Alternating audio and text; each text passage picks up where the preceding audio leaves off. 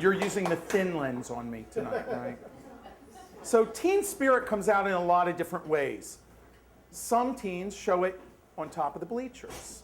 Some teens show it under the bleachers.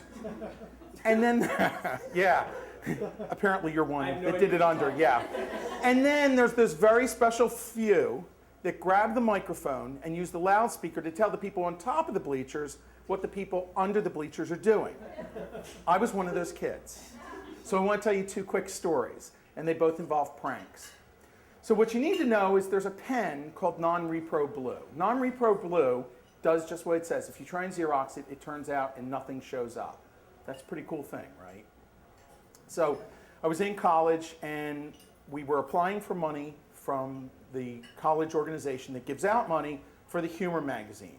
So you can already see where this is going, right? So I filled out the entire application in NonRepro Blue. And they Xerox it and give it to 10 people around the table.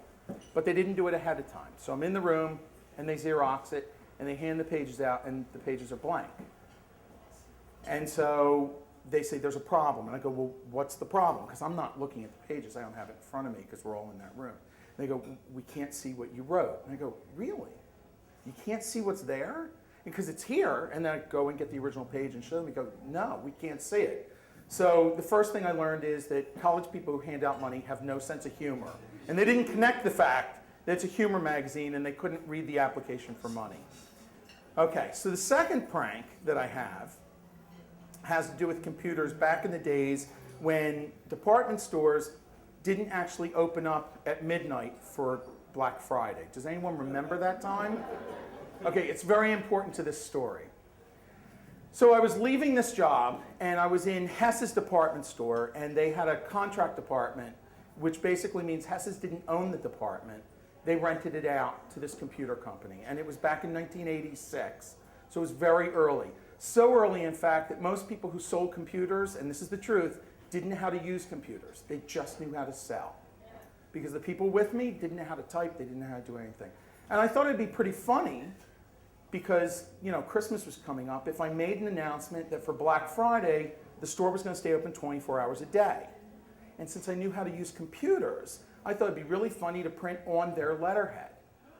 Yeah, I like that. So what I did was I took a piece of their letterhead, made up an official in the organization, and wrote kind of the following. And I said, because Black Friday's coming up, and we sometimes extend our hours an hour or two, this year we're going to stay open 24 hours a day over Black Friday weekend. We're going to ask employees not to leave, okay? But we're going to set up cots in the kitchen, and we're going to have soup there for everyone. Now today, that doesn't sound like it's so extraordinary, does it? But in those days, so the best thing was on my last day there, because no one knew I did this, they see this very official thing. I very quickly stuck it in all the little cubby holes. Because before email, stuck it in all the cubby holes, and hung around while each person picked the notice out of the cubby hole, read it, and my favorite reaction was, oh my God, I'm not staying here for 24 hours!